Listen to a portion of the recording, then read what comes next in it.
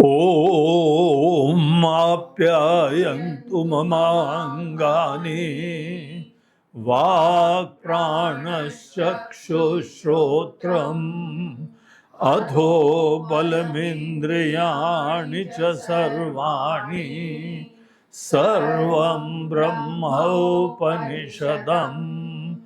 मामा मामा ब्रह्म निराकरोत् अनिराकरणमस्तु अनिराकरणं मे अस्तु तदात्मनि निरतेय उपनिषत्सु धर्मा ते मयि सन्तु ओम शांति शांति शांति। हरिओम। आइए केनोपनिषद के अंदर हम लोग प्रश्न के बाद उत्तर के प्रसंग में आज के दिन प्रवेश करेंगे। कल हम लोगों ने जो केनोपनिषद का प्रश्न देखा, आइए पहले एक बार उसको और चैंट कर लेते हैं। ओम केनेशितं पतति प्रेषितं मनः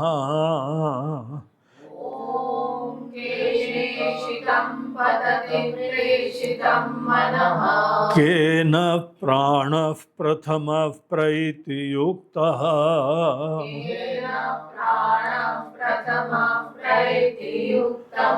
केनेषितां वाचमिमां वदन्ति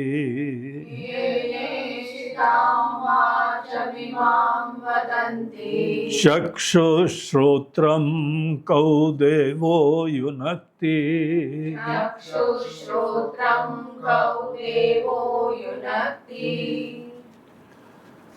तो इस तरीके से केनोपनिषद में जो शिष्य यहाँ पे बहुत ही अच्छा शांत मन का जिज्ञासु संसारी चीज़ों से पूर्ण रूप से फ्री हो चुका है, केवल बाहर की जिम्मेदारियों को नहीं हैंडल करा जाता है। जिम्मेदारियां कभी एंड नहीं होती है। हमको एक समय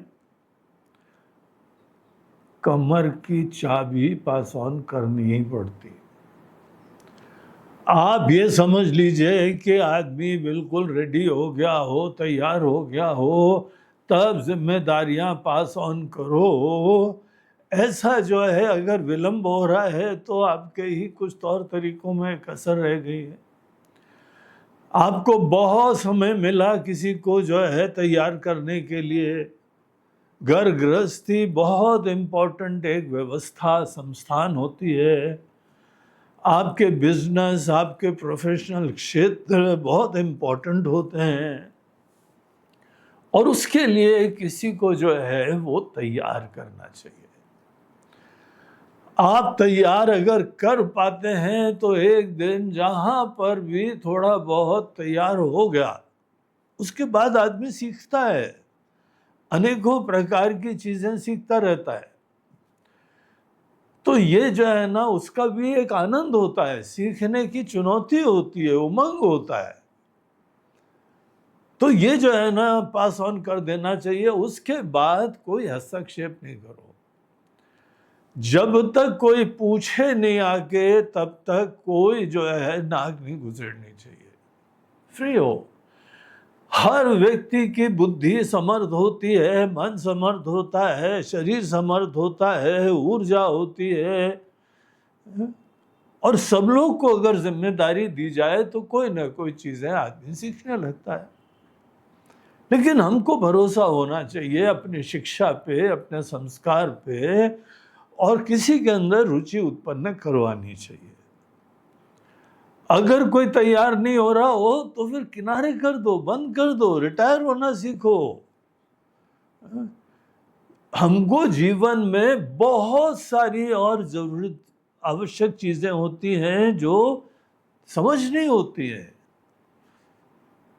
जाननी होती हैं। इसीलिए मन के अंदर एक समय दुनिया से टोटल फ्रीडम, संन्यास बहुत आवश्यक है। ये मैच्योरिटी का सूचक होता है।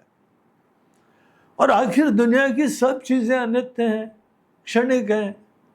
कितना कुछ प्राप्त करो, बस 2 पल के अहम की संतुष्टि होती है और कुछ नहीं होता है।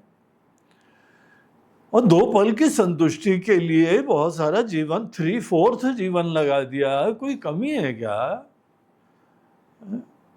इसके बाद आदमी को इस दुनियादारी के अध्याय से फ्री होना चाहिए।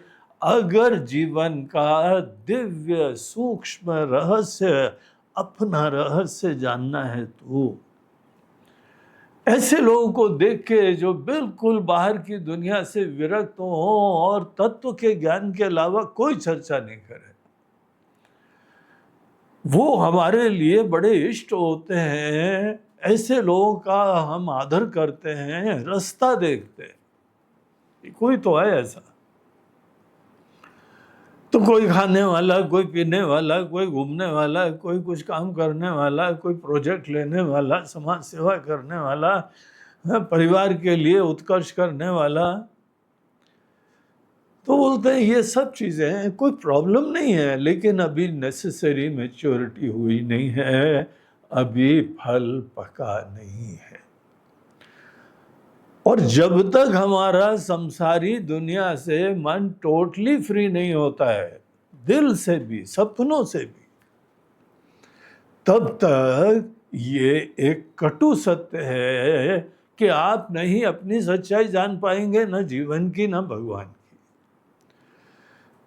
इसको बोलते हैं भगवान के पास नहा धो के जाना, टोटली सब चीजों से फ्री होके जाना। लेकिन इस प्रक्रिया में मन बहुत विचारशील, सूक्ष्म, शांत हो जाना चाहिए। यही आपकी असली दक्षता है, असली पुरुषार्थ की सिद्धि है। कर्म का क्षेत्र बहुत महत्वपूर्ण होता है, लेकिन ये ही प्रदान करने के लिए होता है। ऐसा सुंदर मन आ जाए, इसीलिए तुलसीदास जी महाराज बोलते हैं, मन मुकुर सुधारी। मन रूपी शीशे को साफ करो, चमका दो, ये बहुत इंपॉर्टेंट लक्ष्य होता है। गीता में भगवान कहते हैं, योगिनः कर्म कुर्वन्ति संगम त्यक्त्वा, सब अटैचमेंट किनारे करके आत्म शुद्ध ये, केवल मन के अंदर संसारी महत्व से मुक्त होके बैठने की और चिंतन करने की ऐसा सामर्थ्य जगाने के लिए। तो ऐसा कोई शिष्य किसी महात्मा जी के पास, किसी प्रबुद्ध श्रोत्रिय ब्रह्मनिष्ठ, केवल कोई प्रबुद्ध, केवल कोई जो है महात्मा जी बोलना पर्याप्त नहीं है। वेदांत में हम लोग बोलते हैं श्रोत्रिय ब्रह्मनिष्ठ। केवल श्रोत्रिय ब्रह्मनिष्ठ वो एक स्पेशलिस्ट गुरुजी होते हैं जो हमको ज्ञान देते हैं। देखिए, हम लोगों के जीवन में बहुत सारे गुरु लोग रहे, और गुरु लोगों का काम बहुत सुंदर, दिव्य होता है, सात्विक काम होता है, सबको अंधकार से प्रकाश की तरफ ले जाने का होता है। इसीलिए हम लोग गुरु का वंदना करते हैं, आदर करते हैं। और अपने देश में वो कमर्शियल भावना नहीं होती थी, जहां से ज्यादा कमाई हो रही हो वो काम करो। कौन सा कोर्स लॉन्च कर रहे हो, महाराज जी आजकल काफी डिमांड है, इसके लिए कोई भी खर्चा करने को तैयार। यार अभी तुमको शिक्षा का मजा नहीं आ रहा है। शिक्षा का मजा तो आ रहा हो, जो चीजें डिमांड हो वो नहीं, जो आवश्यक हो किसी के लिए, तुम जानते हो ये नेसेसरी है, कल्याणकारी है, लेकिन इंटरेस्ट भी नहीं है। ऐसे लोगों को उनमें इंटरेस्ट भी जगाना और ज्ञान भी दे पाना, ये चीज असली चुनौती होती है। और कोई स्वार्थ की चिंता नहीं, हमको फायदा हो गया, हमको इतनी फीस मिल जाएगी, हमको इतना हमारे जो है वो स्कूल को, कॉलेज को, इंस्टीट्यूट को लाभ हो जाएगा। बोलते लाभ जरूर हो जाए, उनको भी चलना है, व्यवस्था चलानी होती है, लेकिन आपकी प्राथमिकता ज्ञान देने की होनी चाहिए। श्रोत्रिय ब्रह्मनिष्ठ गुरु को ढूंढना चाहिए और जाना चाहिए, क्योंकि दूसरे से काम नहीं बनता है। बहुत अच्छे अच्छे गुरु जी हैं, कोई इतनी बढ़िया पूजा पाठ करवाते हैं, कोई इतनी अच्छी चैंटिंग करते हैं, कोई इतना बढ़िया योगासन करवाते हैं, कोई इतना बढ़िया आसन प्राणायाम करवाते हैं, बड़े अच्छे अच्छे सिद्ध लोग हैं। तो ये सब चीजें, बहुत अच्छा मेडिटेशन करवाते हैं, पूरी दुनिया उनके पीछे भाग रही है। इसलिए भाग रही है क्योंकि उनका तरीका बड़ा सरल है, सुंदर है, सबके लिए ग्राह्य है, सबको समझ में आता है। इसलिए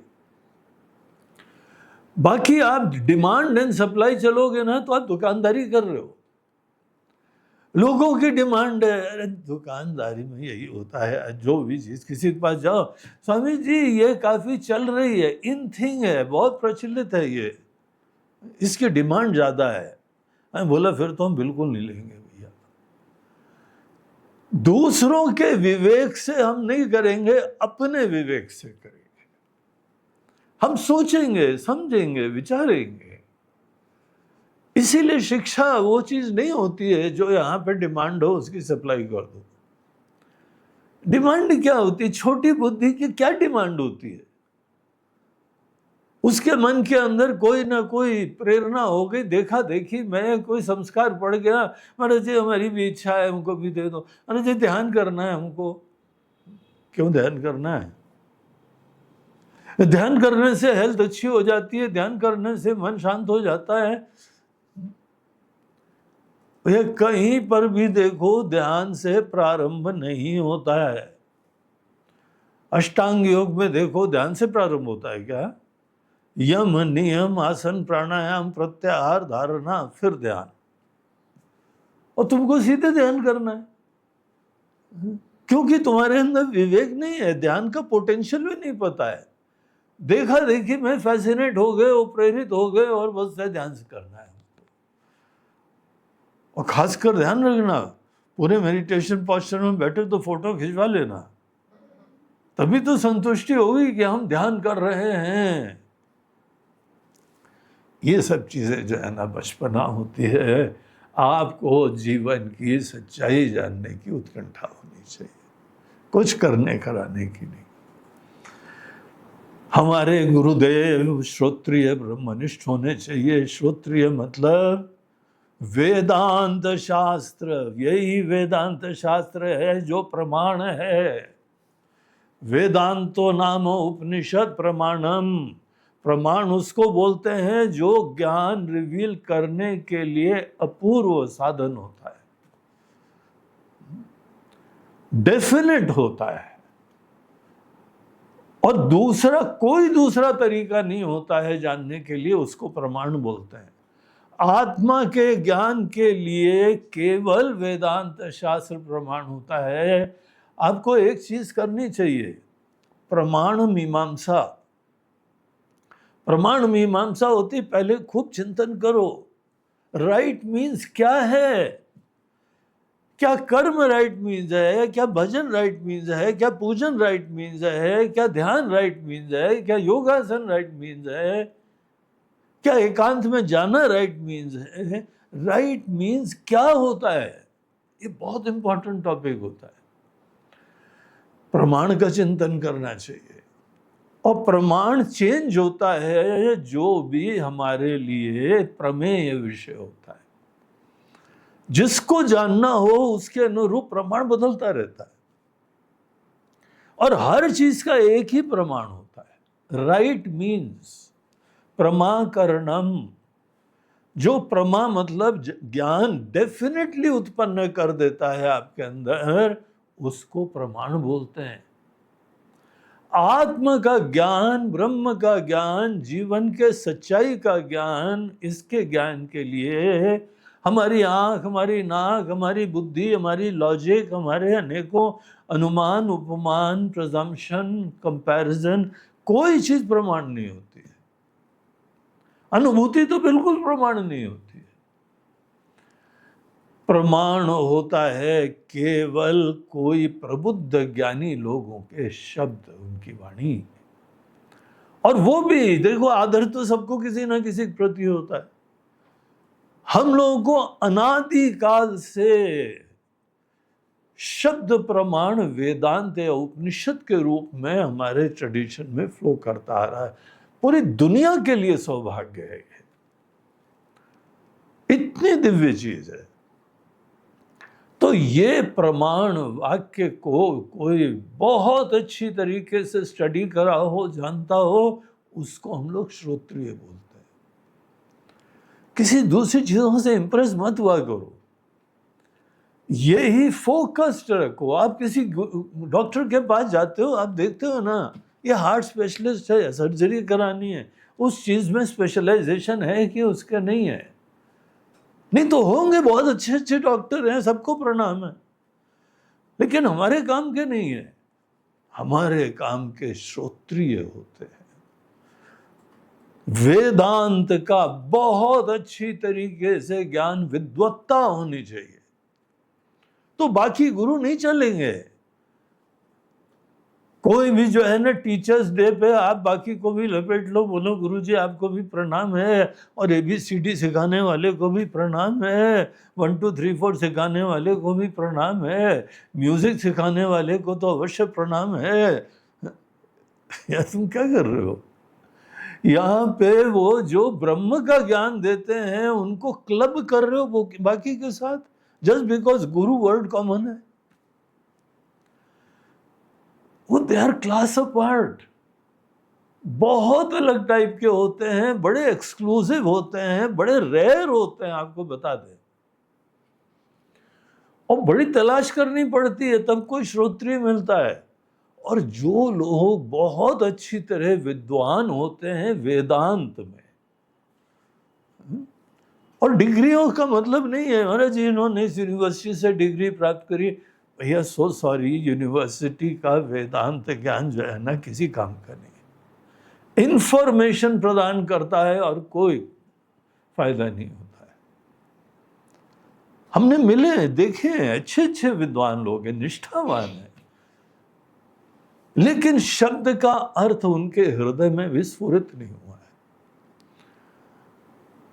शब्द बता रहे हैं कि तत्वमसि, और वो अभी भी दीनता से घूम रहे, अभी भी तलाश कर रहे हैं। नौकरी करनी पड़ रही है,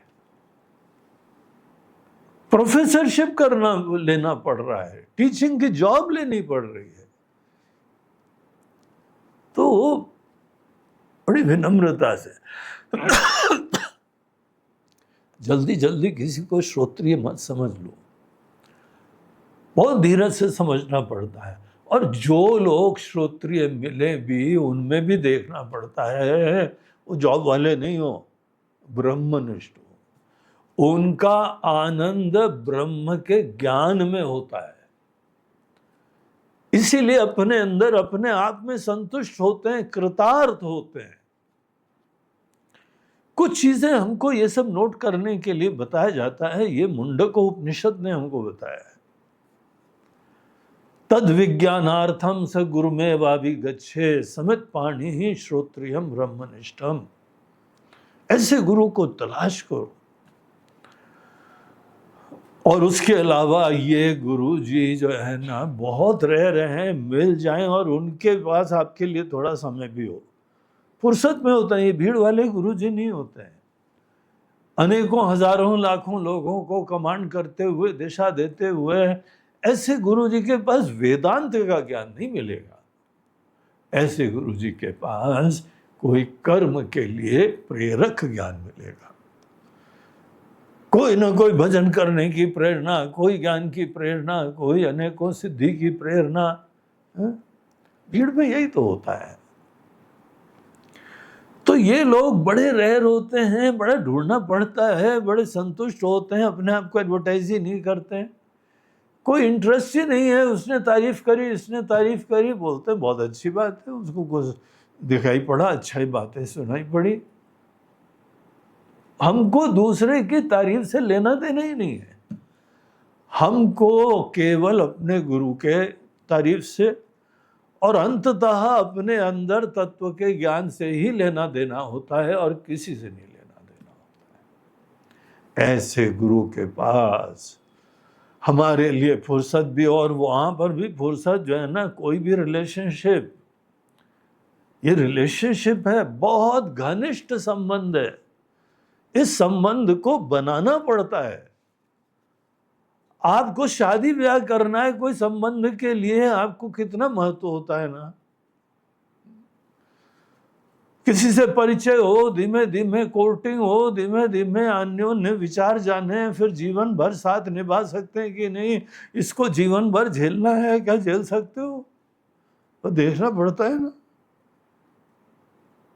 तो वहां पर भी कितना धीरे से काम करते हो।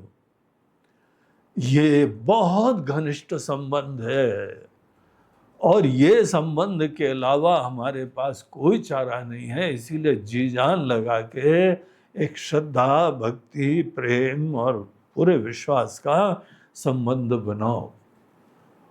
और वो गुरु जी को मतलब ही नहीं है, उनको अपेक्षा ही नहीं है कुछ, उनको किसी से आसक्ति नहीं है।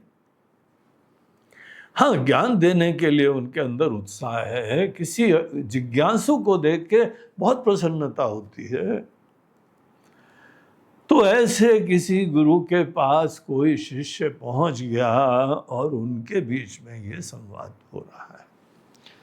कल हमने जो ये प्रश्न देखा, केने शितम पतति प्रेषितम मना, तो वो पूछता है कि हे महाराज जी, हे गुरुदेव, हमको आप कृपया ये बताइए कि हम लोगों का मन, अब हमारा तो मन इस समय संन्यास्त है, निर्मल है, किसी प्रकार का मन रूपी मुकुर सुधर चुका है, कोई मन में काम, क्रोध, लोभ, मोह, मद, मात्सर्य प्रेरणाएं बाहर की दुनिया की है ही नहीं। बाहर की दुनिया की प्रेरणा की समाप्ति ही मन की निर्मलता होती है। और बाहर की अनेकों उत्कंठाएं कि मन का उसका महत्व खत्म हो जाए और विचारशीलता खूब बढ़ जाए, बहुत सूक्ष्म चिंतन करने का सामर्थ्य जग जाए, उसको मन रूपी मुकुर को साफ करना या मन की शुद्धि होना, केवल इसी को बोलते हैं। तो ऐसा कोई व्यक्ति पूछ रहा है, बोलते हैं महाराज जी, हमारे मन में एक समय तो प्रेरणा होती थी, मन इधर उधर भागता था, हमको स्पष्ट दिखता था, हमारी वासना है, हमारी कामनाएं हैं, हमारे अंदर राग है किसी के प्रति, इसीलिए सोचा करते थे, देखा करते थे, चर्चा करा करते थे, पिक्चर देखते थे, सीरियल देखते थे, नेट पे ढूंढा करते थे, अनेकों चीजें जो हमारे इंटरेस्ट की, रुचि की, कामना की चीजें हैं, हम वो सब करते थे।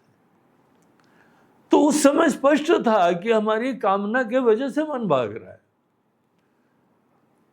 और नेचुरली मन को शांत होना चाहिए, स्वस्थ स्थिति होती है मन की, एफर्टलेसली आपका मन शांत हो, तब आप दुनिया की ब्यूटी देख पाओगे, ईश्वर को देख पाओगे, अपने मन को भी पहचान पाओगे। यहां ये व्यक्ति बोलता है, महाराज जी, मन के अंदर इतनी जीवंतता, सामर्थ्य, प्रेरणा होती है और एक सीमा होती है, ये मन को ऐसा विशिष्टकरण बड़ा अद्भुत होता है, इतना अद्भुत होता है मन कि जितना एक्सप्लोर करो कम होता है।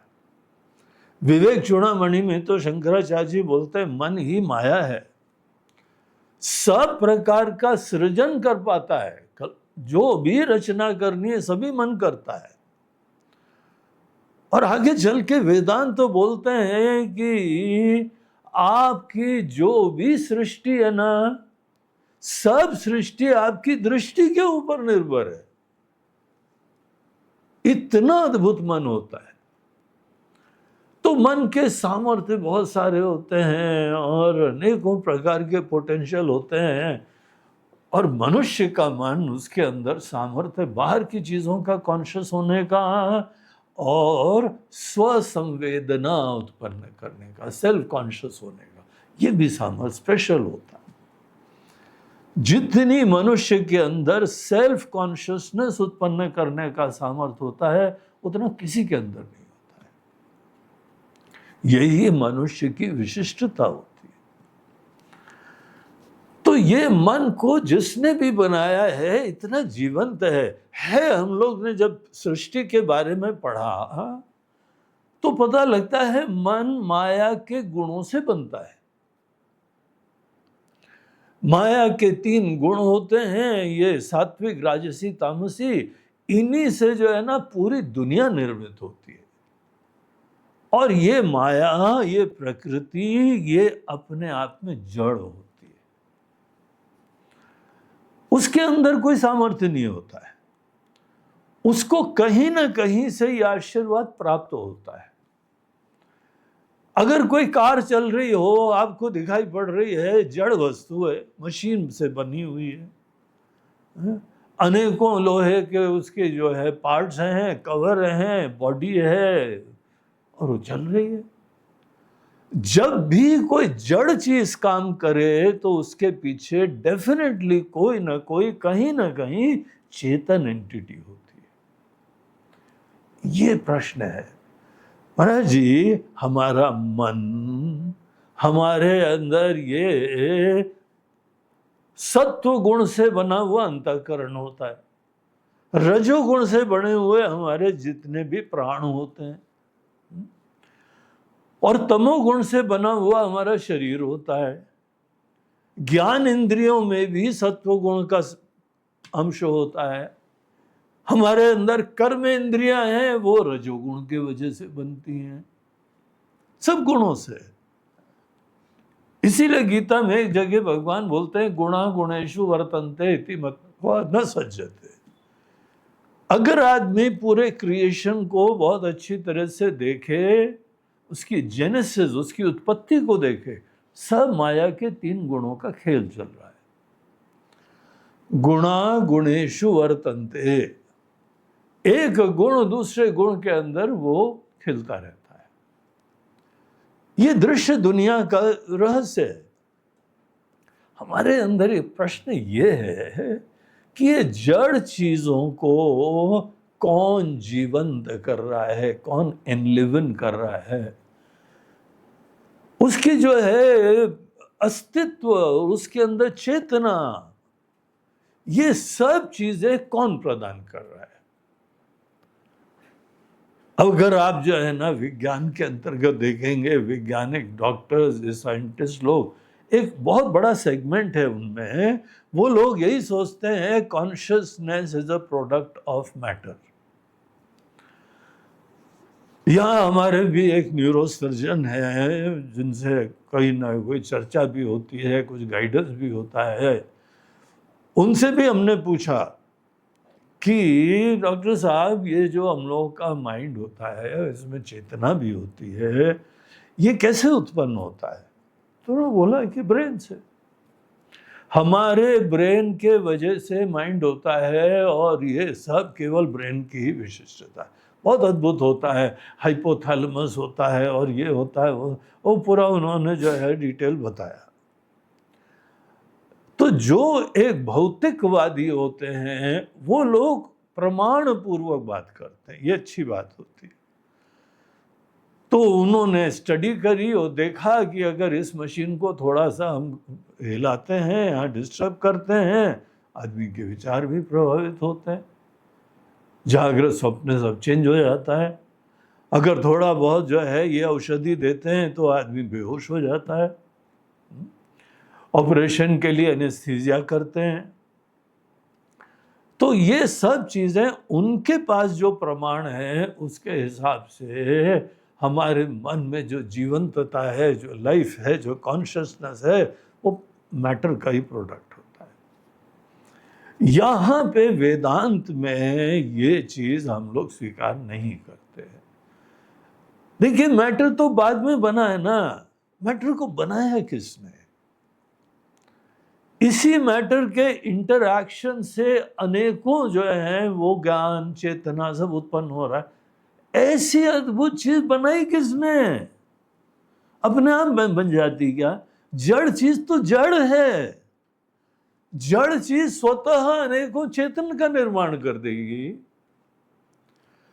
तो ये हम लोगों के अपनी दृष्टि में कोई युक्ति संगत बात नहीं है। इसीलिए अनुमान लगाते हैं कि जहां पर भी कोई जड़ चीज काम करे, कोई ना कोई यहां चेतन स्वरूप होना चाहिए। अब जैसे यहाँ पे अपने कोई चाय दूध आपने लिया तो शक्कर डाली, मीठा हो गया। मीठा जहां हो गया तो एक मीठा स्वरूप जिसका नेचर ही मीठा, ऐसी चीज होती है, उसकी सन्निधि से यहाँ पे मिठास आ गई। उसी तरीके से अगर हमारे अंदर ये चेतना है, लाइफ है, कॉन्शियसनेस है, तो डेफिनेटली एक न एक चीज जो कॉन्शियस है, जो हाईली इंटेलिजेंट है, ऐसी चीज यहाँ दुनिया में कॉमन सेंस है कि होनी ही चाहिए। धर्म की व्यवस्था में हम उनको ईश्वर बोलते हैं और ईश्वर की ही पूजा करते हैं, वंदना करते हैं, उनका आशीर्वाद प्राप्त करते हैं। लेकिन वो ही चेतना वेदांत में चिंतन का विषय और उसको ब्रह्म नाम से बुलाया जाता है, ब्रह्मा नहीं, ब्रह्मा। तो ब्रह्म नाम से उसको सूचित करा जाता है और वो इन्फिनिट होती है, टाइमलेस होती है, ट्रांसेंडेंटल होती है। उस धरातल पे वो अद्वितीय होती है, कोई द्वैत नहीं होता है। ऐसी चीज के बारे में श्रद्धा होती है। लेकिन श्रद्धा मात्र पर्याप्त नहीं है। श्रद्धा हमको ज्ञान के लिए इनिशियल स्टेप होती है। श्रद्धा ज्ञान के लिए प्रेरित करती है। श्रद्धा ज्ञान का पर्याय नहीं है। आप जिसके प्रति श्रद्धा रख रहे हो, बल्कि आप स्वीकार करते हो ज्ञान नहीं है, इसीलिए विश्वास कर रहे हैं। जो देखी हुई बात होती है उसके ऊपर श्रद्धा नहीं होती है, वो तो ज्ञान का विषय होगी। अग्नि गर्म होती है, ये आपकी श्रद्धा है कि निश्चय है? अगर हमने कभी हाथ नहीं जलाया हो तो श्रद्धा ही रखेंगे, लेकिन जब जब उसको छुआ है तो डायरेक्ट रियलाइजेशन हो गया हमको, फिर तो वहां पे कोई श्रद्धा की बात थोड़ी रही, वहां तो डायरेक्ट ज्ञान हो गया। तो ये जो ब्रह्म होता है, इसके बारे में अभी तो श्रद्धा है, लेकिन ये श्रद्धा से प्रेरित होते हुए हम ज्ञान तक की यात्रा करना चाहते हैं। और एक दिन इसी परम सत्य में हम जग जाए। आज तक जड़ दुनिया देखते आए, उस चेतन तत्व को हम देख लें, और वो सदैव आत्मा की तरीके से देखा जाता है। एनीवे, ये शिष्य यहां पूछते हैं, महाराज जी ये हमारा मन है ना, केने शितम पतति प्रेषितम मनः।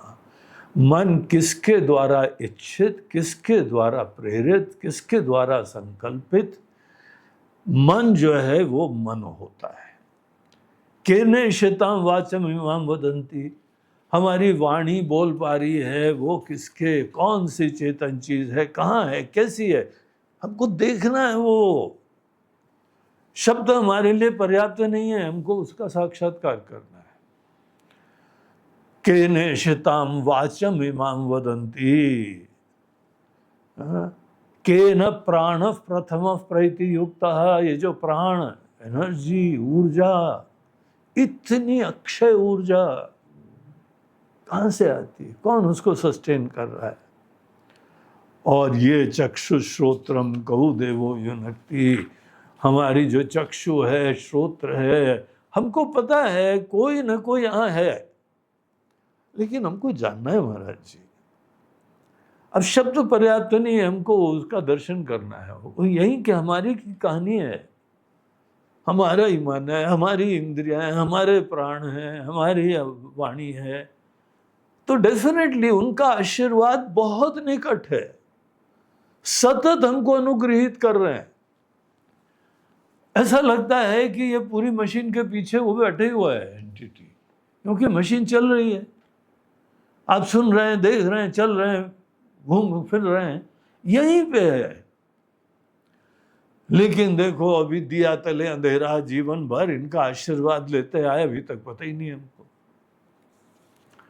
तो हे प्रभु हमको ऐसा आशीर्वाद दीजिए, हमको ये ज्ञान दीजिए। आशीर्वाद की कमी नहीं है, आप तो अब हमको आशीर्वाद का नेक्स्ट लेवल ज्ञान दीजिए। तो ऐसी प्रार्थना करी तो इसका उत्तर देना वो प्रारंभ करते हैं। तो आइए हम लोग दूसरे मंत्र में प्रवेश करें। हम यहाँ चैंट करेंगे और यहाँ बैठे हुए हमारे सब शिष्य लोग भी पाठ करेंगे, और आप लोग भी जहाँ जहाँ से केनोपनिषद ये सुन रहे हैं, केनोपनिषद का ग्रंथ खोलिए, गीता प्रेस की किताब ले आइए, या अपनी अपनी भाषा में आपको किताब केनोपनिषद मिल जाएगी, अन्यथा नेट से डाउनलोड कर लीजिए, और एक एक मंत्र को, एक एक शब्द को अच्छी तरीके से विचारिए, ध्यान रखते हुए कि ये प्रमाण वाक्य, इनका अर्थ रिवील हुआ तो परमात्मा का दर्शन हुआ, इतना ज्यादा महत्वपूर्ण होता है। तो हम बोलते हैं, श्रोत्रस्य श्रोत्रम मनसो मनो यत्,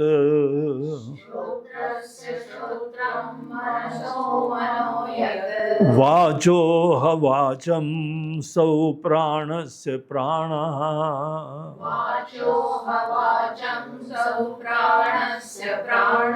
चक्षुषश्चक्षु अतिमुच्य धीराः,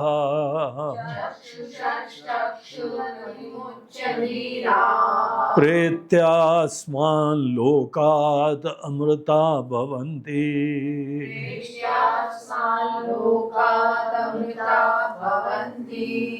हमारे गुरुदेव हमारे प्रश्न का उत्तर देने लगे हैं, यही उनकी अनुकंपा और प्रसन्नता का सूचक होता है। हमको स्वीकार कर लिया, हमको इस योग्य समझा, और उन्होंने अपने ही अमृत वचनों से हमको अनुग्रहित किया। और यहाँ तो ध्यान रखिए, ऐसी चीज के बारे में प्रश्न हो रहा है जो हमको दिखती नहीं है। बुद्धिमान व्यक्ति ने जो जो देखा है उन सब को उलट पलट के सब देख लिया है, पता लगा ये सत्य नहीं है, ये भी सृष्टि का पार्ट है। और सृष्टि का जो पार्ट है वो जड़ चीजों से बनता है, वो नश्वर होता है, वो सीमित होता है, लिमिटेड होता है। इसीलिए ऐसी चीज के बारे में प्रश्न है जो बहुत सूक्ष्म है, और वैसा ही कोई सूक्ष्म चीज बताने के लिए बड़े सूक्ष्म शब्द होते हैं। तो यहाँ क्या बोलते हैं आचार्य, जो ऋषि हैं, बोलते हैं कि श्रोत्रस्य श्रोत्रम, बोलते हैं बिल्कुल जो तुम्हारे कान, मन, वाणी आदि को जीवंत करता है, स्फुरना, प्रेरणा, जीवंतता प्रदान करता है, वो बहुत ही जो है वो सूक्ष्म है, लेकिन हम संकेत करते हैं तुमको। संकेत करने मात्र से ये समझ में आता है कि वो चीज ज्ञात हो सकती है। तो इनका उत्तर जो देना प्रारंभ होता है, ये बड़ी सकारात्मक एक घटना है। इसका मतलब ही वो जाना जा सकता है, उसमें जगा जा सकता है, लेकिन वो चीज ही बहुत सूक्ष्म होने वाली है, अलौकिक होने वाली है। लेकिन हम लोग जान सकते हैं यही उत्तर का सबसे पहला आशय होता है। और अगर आपने जीवन में बहुत कुछ जाना है, बड़ी सिद्धियां करी हैं कर्म के क्षेत्र में, तो आप समर्थ हैं, लेकिन दुनिया के कार्य करने में जो समर्थ होता है वो व्यक्ति उसी सामर्थ्य के बल पे यहां पर भी जान लेगा, ऐसा नहीं होता। यहाँ पे अलग समाज चाहिए, एक अलग प्रकार की अकल चाहिए, अलग प्रकार की बुद्धि चाहिए, अलग प्रकार का मन चाहिए, लेकिन करा जा सकता है, मनुष्य जीवन में ही करा जा सकता है। तो वो यहाँ पे बोलते हैं कि वो तुम्हारे कान का ही कान है, तुम्हारे मन का मन है, वाणी की वाणी है, प्राण का प्राण है, तुम्हारी आंख का वही आंख है। अब ये आंख खोल के सुन रहा है ध्यान से, कान से, पूरे अटेंशन से, तो महाराज जी कुछ बात बनी नहीं। बोलते हैं हाँ बनेगी, अभी तो तुमको शुरुआत में ये विश्वास होना चाहिए ये बहुत निकट है और जाना जा सकता है, लेकिन अन्य कोई भी शब्द, कोई भी लक्षण, कोई डेफिनेशन इसके लिए तुम खुद रियलाइज करो कि कोई दूसरे शब्द यहां पे हो ही नहीं सकते। इसीलिए बहुत उचित प्रकार की ये यहां लक्षणा दी गई है। ब्रह्म के लिए जिसके वजह से मन प्रेरित होता है, काम करता है, ईशितम प्रेषितम मना, वो कोई ग्राह्य चीज नहीं है, कोई यहां पे ऐसी वस्तु नहीं है कि हम उसके लिए कोई शब्द यूज कर दें कि ये देखो जो बैठा हुआ है ना यही है, इसके वजह से होता है। अब जिस समय जो है समुद्र का उल्लंघन करना था, बाकी सब लोगों ने बोला हम भी नहीं कर सकते, हम भी नहीं कर सकते, हनुमान जी चुपचाप बैठे हुए थे। तो उनको जो है बताया गया कि हे हनुमान, तो तुम क्यों शांत बैठे हो, तुम ही समर्थ हो, तुम कर सकते हो। वहां पे कोई दृश्य है, ग्राह्य है, उसके लिए पॉइंटर यूज करा जा सकता है, तुम कर सकते हो। यहां पे ऐसी कोई वस्तु नहीं है, कोई दृश्य वस्तु नहीं है वस्तु कुछ ना कुछ, लेकिन दृश्य वस्तु नहीं है। लेकिन अगर तुम उस चीज को जान लेते हो, विवेक प्राप्त हो जाता है। इसका विवेक प्राप्त होता है, इसका ज्ञान प्राप्त होता है, और जब ज्ञान प्राप्त होता है तो बड़ी अद्भुत घटना होती है। परमात्मा का दर्शन मात्र एक इतनी अद्भुत सी घटना होती है कि यहां आचार्य बोलते हैं प्रेत्या अस्मात् लोकात् अमृता भवन्ति। जो व्यक्ति इसका ज्ञान प्राप्त कर लेता है, जो हम पॉइंटर्स दिखा रहे हैं, लक्षणाएं दिखा रहे हैं, केवल समझने की बात है, सूक्ष्म बुद्धि इसीलिए तो चाहिए होती है। मन बहुत शांत सूक्ष्म होना चाहिए ये शब्दों का अर्थ पकड़ने का। इन शब्दों का अर्थ ही पकड़ना तुम्हारा पुरुषार्थ है। और अगर पकड़ोगे, ये मत बोलना गुरु जी बहुत अच्छी तरीके से समझ में आ गया, आज का प्रवचन तो बहुत अच्छा रहा।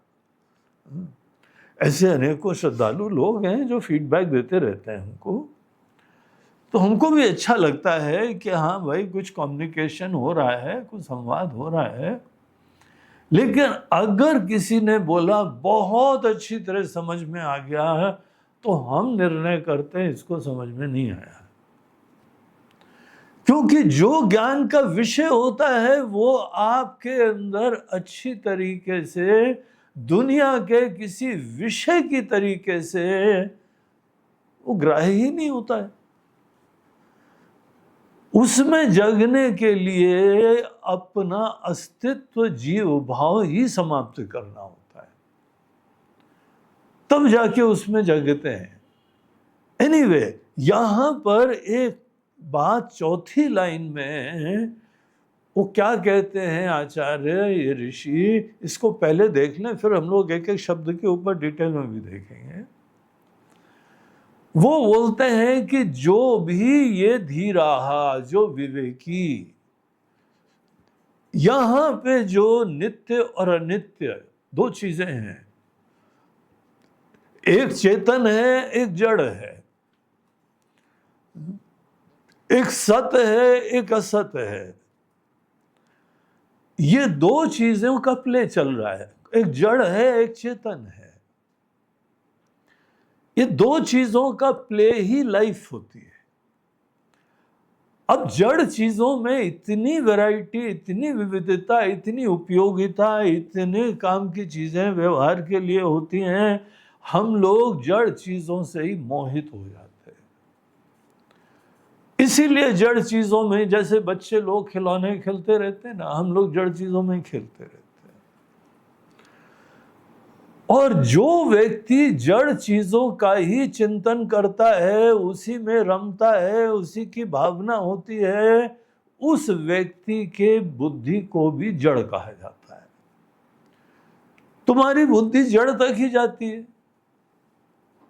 सूक्ष्म चीजें बताने लगे तो तुमको नींद आने लगती। ध्यान व्यान में भी जहां सूक्ष्म चीजें बताने लगे तो आदमी की आंख मिचमिचाने लगती है। समझ में नहीं आया, आज कुछ ज्यादा ही सूक्ष्म हो गया। बोलते हैं सूक्ष्म जब हो जाए तो बड़ी कृपा है, लेकिन सूक्ष्म हम नहीं जान सकते, ये मन के अंदर असमर्थता नहीं होनी चाहिए। ऐसी बुद्धि भगवान ने बनाई है कि सूक्ष्म चीजें जानी जा सकती हैं, और हमको अभ्यास करना चाहिए, धीमे धीमे उसकी रुचि रखनी चाहिए। यहां पे आचार्य बोलते हैं कि जो व्यक्ति इसका विवेक प्राप्त कर लेता है, धीराः उनको बोलते हैं। धीराः अस्मात् लोकात् प्रेत्य, आज जिस लेवल के ऊपर जी रहा है, आज हमारे जो फील्ड ऑफ एक्सपीरियंस है उसको लोक बोलते हैं।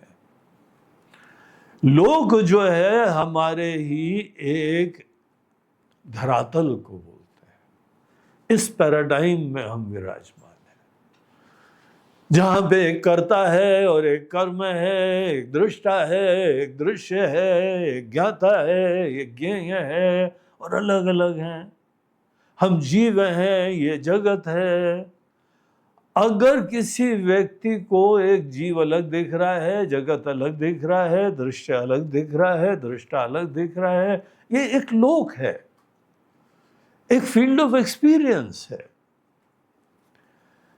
यहां पे इस लोक में जो खंड का लोक है, जो फ्रैगमेंटेशन का लोक है, संकुचिता का लोक है, और इस लोक में जो रहता है उस व्यक्ति को अपने अंदर भी छोटापना दिखाई पड़ता है, और अपने से बाहर पृथक, संकुचित, परिच्छिन्न, खंड चीजें दिखाई पड़ती हैं। हम केवल दुनिया में आज जो देख रहे हैं, इस धरातल पे रहने वाले, इस लोक में रहने वाले, इस लोक में रहने वाले सब विविधता देखते हैं। हम अलग हैं, हमारा जो है वो माता पिता अलग, पति पत्नी अलग, बाल बच्चे अलग, काम करने वाले अलग, एम्प्लॉयज अलग, यहाँ हमारे दोस्त अलग, हमारे धर्म के लोग अलग, हमारे देश के लोग अलग, और ये तो जो है विदेशी लोग हैं, और ये तो दूसरे धर्म के लोग हैं। आपको ये दिखाई पड़ रहा है ना, इसी को बोलते हैं खंड देखना, विविधता देखना। और एक और भी लोक होता है, वो लोक होता है हमारे फील्ड ऑफ एक्सपीरियंस, हमारा एग्जिस्टेंस, हमारा अस्तित्व ही एक लोक में होता है। उस लोक के अंदर खंड नहीं होता है, वो भी एक रियलिटी है, और हमारे ऋषि लोग उसमें जगे हुए हैं और तभी ज्ञान दे रहे हैं। जो नहीं जगा हुआ हो उसके ज्ञान का किसी कोई काम का नहीं है। मोक्ष के लिए, हाँ दुनियादारी के लिए आवश्यक है, सब ठीक ठाक है, लेकिन जो आपको टोटली फ्री कर दे, मुक्त कर दे, ऐसा ज्ञान, उसमें खंड नहीं रहता है। तो ये जो खंड को हम पकड़े हुए हैं, शुरुआत में तो हम खंड को पकड़ लेते हैं, उसके बाद खंड हमको पकड़ लेता है।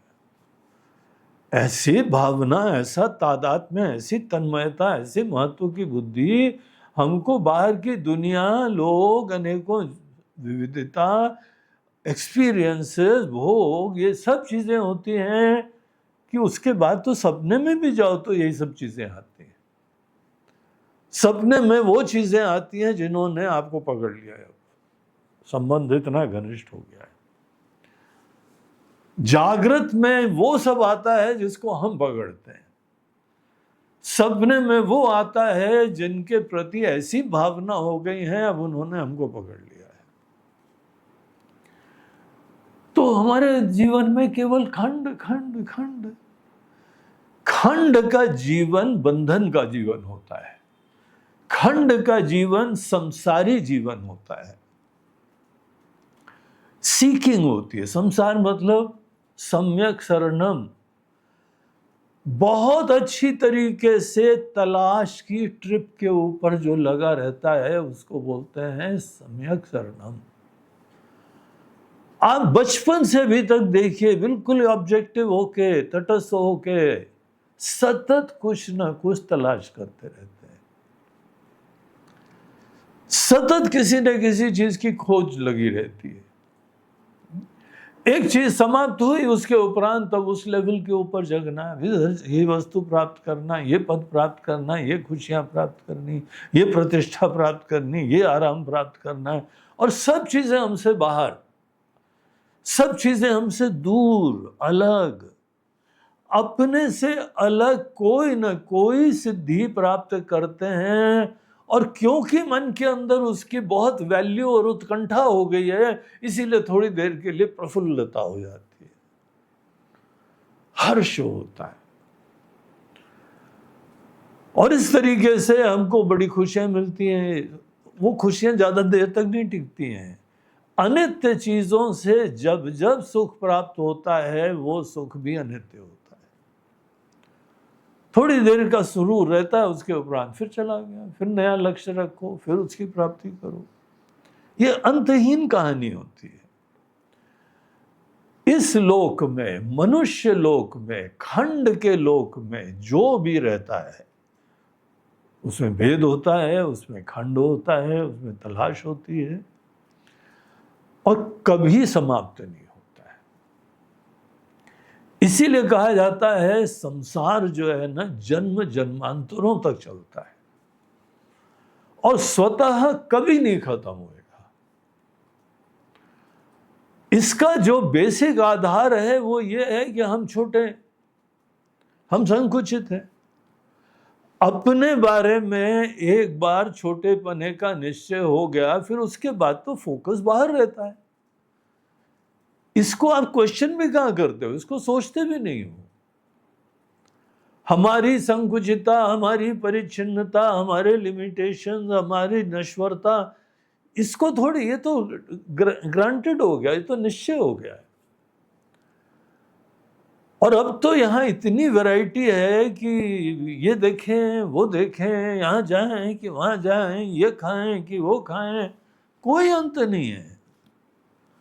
आपका जीवन छोटा पड़ जाएगा। दुनिया के अंदर घूमने की जगह नहीं खत्म होगी, खाने की जगह नहीं खत्म होगी, म्यूजिक की जगह खत्म नहीं होगी, रूप रंग नहीं खत्म होगी, कभी नहीं खत्म होंगे। इसको बोलते हैं, ये चीज नोट करो, ब्रह्म ज्ञान में पहले अनित्य के बारे में हमको ध्यान देना पड़ता है। अनित्य चीज में पड़े रहना मतलब ये एंडलेस एक चक्र होता है। तो ये शुरुआत में ये लोक होता है हमारा। इस लोक में रेल्म ऑफ एक्सपीरियंस, ये हमारा धरातल अनुभव का। तो ये सेल्फ रियलाइजेशन करो, आज हम किस लोक में विराजमान है इतना तो पता होना चाहिए। ब्रह्म लोक छोड़ो अभी, लेकिन हमारे लोक में क्या होता है? खंड इसमें कॉमन डिनोमिनेटर होता है। इस देश में हो, दूसरे देश में हो, इस धर्म में हो, उस धर्म में हो, सब लोग खंड के अंदर जी रहे हैं। और खंड के अंदर जीने वाले लोगों के लिए रिश्तों का महत्व है, प्राप्ति का महत्व है, बिछुड़ने का दर्द है, ये विरह भी होनी है, मृत्यु भी होनी है। ये सब कहानी इस लोक की कहानी होती है। अब देखिए, यहां पर लोक शब्द के ऊपर हम विचार कर रहे हैं, और ये आचार्य हमको क्या बोल रहे हैं कि अगर ये जो शुरुआत की 2 लाइन के अंदर, 2.5 लाइन के अंदर जो बात हमने कही है, सूक्ष्म बात है, अगर तुमने ये विवेक प्राप्त कर लिया तो क्या होगा? तुम इस लोक से दूसरे लोक में जग जाओगे। प्रेत्य, प्रेत्य बोलते हैं प्रकर्षेण, बहुत अच्छी तरीके से जाके, जग के, कहीं जाना नहीं है, जगना है मात्र। इससे उठ के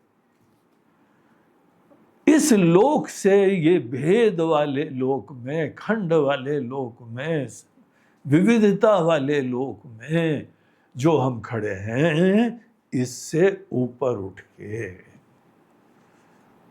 इससे ऊपर उठने के उपरांत वो व्यक्ति अब जन्म मरणवान नहीं रह जाता है। क्या होता है? अमृता भवन्ति, अमृत स्वरूप हो जाता है, वो खुद ही अमृत हो जाता है। ऐसा नहीं है जैसे पुराणों की कहानी सुनाई देती है, फिर समुद्र मंथन हुआ, उसके बाद देवताओं ने भी अमृत पिया और असुर भी वहां पे पीने के लिए आने लगे। कोई बाहर से नहीं पीते हैं। यहां क्या बोल रहे हैं? अमृता भवन्ति, ये खुद ही अमृत स्वरूप हो जाता है। तो इस ज्ञान का प्रभाव क्या होता है, उसके ऊपर हम पहले विचार कर रहे हैं। अभी इस मंत्र का मूल लक्षण उसके अंदर हम आए नहीं है, ये भूमिका बना रहे। अमृता भवन्ति, अमृता भवन्ति अर्थात ये खुद जन्म मरण के चक्र से मुक्त हो गए और अपने आप को अजन्मा अमृत स्वरूप देखने लगे। तो ये ज्ञान जो है ना, वो हमारा कुछ परिचय देता है। यहां पे जो हम लक्षणाएं दे रहे हैं, वो लक्षणाएं मैं के बारे में कुछ हैं जो चोट पहुंचा रही हैं हमारी जन्म मरणवान होने की धारणा पे। आज अगर हम जन्म मरणवान हैं तो क्यों है? अब ये देखिए, पढ़ने जानना बहुत आवश्यक है, क्योंकि जो ज्ञान दिया जा रहा है उससे बोलते हैं तत्क्षण तुम अमृत स्वरूप हो जाओगे, इस लेवल से उठ जाओगे। तो यहां पे कौन सा वो फैक्टर है जिसके वजह से हम लोग अपने आप को जन्म मरणवान समझते हैं? किसका जन्म हुआ है? तुम्हारी बर्थडे थी ना? नहीं थी तो आने वाली होगी, या तो निकल गई होगी या आने वाली होगी। तो जन्म हमारा होता है, किस चीज का जन्म होता है? यहां से इस मंत्र का अध्ययन चालू होता है, क्योंकि वो फल दिखा रहे हैं कि ये तुमको ज्ञान मिला कि तुम अमृत स्वरूप हुए। जन्म मरणवान होने के लिए हमने एक चोला धारण करा हुआ है जो जन्म मरणवान है, और इस ज्ञान से तुम्हारा वो चोला उतरने वाला है। ये ज्ञान है। अरे जी, हमने तो पूछा था मन किसके द्वारा प्रेरित होता है, किसके द्वारा इच्छित होता है, और आप बोल रहे हैं तुम अमृत स्वरूप प्राप्त हो जाओ। बोलते हैं हाँ बेटा, इसीलिए हमने बोला है। जो वो तत्व है वो तुम्हारी आत्मा की तरीके से है, वो इतना इंटीमेट है, इतना हमारे अस्तित्व से जुड़ा हुआ है कि अगर तुमको उस चीज को जानना हो जिसकी वजह से मन काम करता है, इंद्रिय काम करती, प्राण काम करता है, तो तुमको अपनी गहराई में जाना पड़ता है। ठीक है ना? बढ़िया है ना? ये मंत्र इतनी अद्भुत सी चीज़ें हैं। तो आज आप इसके ऊपर विचार करिए कि हमने ऐसा एक चोला धारण करा हुआ है जिसके उपरांत हम जन्म मरणवान हो गए, और ये चोला इस ज्ञान के द्वारा यहाँ पे खंडित हो जाएगा, उतार दिया जाएगा। तो वो क्या चीज है, आपका चोला जरा थोड़ा आज पहचान लेना। आज के दिन आप लोगों को होमवर्क है, कौन सा चोला पहना है जिसके बाद जन्म मरणवान हो गए हो। वो चोले को पहचानना आवश्यक है, क्योंकि ये चोला ही यहाँ पे बाधित होता है, निगेट कर दिया जाएगा। और फिर चोला उतारने के बाद, और उतरेगा भी केवल जानने से ही, कोई फिजिकली ना पहना है हमने, ना फिजिकली उतारना है। इतना महत्व दे दिया है तो उससे हमने एज दो एसोसिएशन कर लिया। क्या है वो, इसको आज चिंतन करो। फिर इसी के मंत्र में ही हमको ये पॉइंट दिखाया जाएगा। फिर फाइनली इसका आधारभूत, इसका अधिष्ठान, इसका सबस्ट्रेटम, इसकी आत्मा है क्या, और उसी के वजह से मन, वाणी आदि भी काम करती है। तो आज हम लोग यहीं पे रुकते हैं और कल इसी सूत्र को आगे हम लोग फिर प्रवेश करेंगे। ओम नमः पार्वती पतये हर हर महादेव। आज का ये प्रवचन प्रायोजित किया गया है दो सज्जनों के द्वारा। आज सप्तमी श्राद्ध का दिन है। एक हैं कनाडा से प्रियंका तिवारी, डॉक्टर प्रियंका तिवारी। उन्होंने अपने स्वर्गीय मामा जी कर्नल पंकज मिश्रा, तो उनकी आज जो है वो श्राद्ध के दिन उनको श्रद्धांजलि अर्पित करते हुए ईश्वर से प्रार्थना कर रही हैं कि हमारे प्रिय मामा जी, स्नेही मामा जी, बहुत ही प्रेम करते थे, बहुत ही सबकी सेवा करते थे, बड़े अच्छे इंसान थे, बड़े दिल के बहुत ही प्रफुल्लता, प्रसन्नता वाले व्यक्ति थे, हैप्पी गो लकी टाइप। तो उनके लिए वो बड़े यहाँ से जल्दी चले गए। अब वैसे तो भगवान जिनको ले जाते हैं उनको टाइम से ले जाते हैं। वह अच्छे लोगों को लगता है, हमको लगता है कि जल्दी चले गए, और अच्छे लोग जीते तो बड़ा अच्छा था। तो उन श्री पंकज मिश्रा जी के लिए आज इस ज्ञान यज्ञ में आहुति दे रही हैं। उनके लिए भगवान से भी प्रार्थना कर रही हैं कि वो जहाँ हों अच्छे हों, और उनसे भी प्रार्थना कर रहे हैं कि उनका स्नेह, उनका स्वभाव, प्रसन्नता, प्रफुल्लता, सेवा वाला, उसका आशीर्वाद हमको भी प्राप्त हो। दूसरे अहमदाबाद के एक हमारे भरत भाई और उनकी श्रीमती फाल्गुनी पटेल, वो दोनों जने फाल्गुनी जी के जो पिताजी हैं, भरत भाई के जो फादर इन लॉ, ससुर, मुकुंद लाल एम पटेल।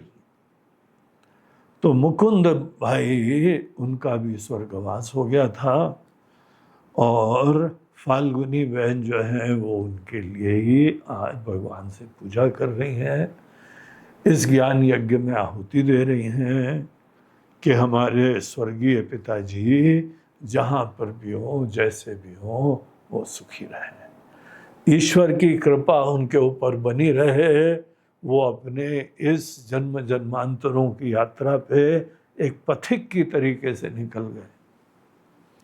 अब हम लोग यहाँ स्वजन लोग उनकी केवल शुभकामनाएं उनको दे सकते हैं, उनके लिए प्रार्थना कर सकते हैं, और अपने पूर्वजों के साथ हर व्यक्ति को जुड़ना चाहिए।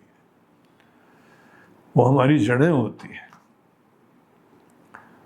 तो इसीलिए आप दोनों को भी, भरत भाई, फाल्गुनी बहन को बहुत बहुत आशीर्वाद इस आहुति के लिए, और हम भी भगवान से प्रार्थना करते हैं उनके मंगल के लिए और आपके मंगल के लिए। ओम नमः पार्वती पतये हर हर महादेव। नर्मदे हर, बोलो गंगा मैया की जय।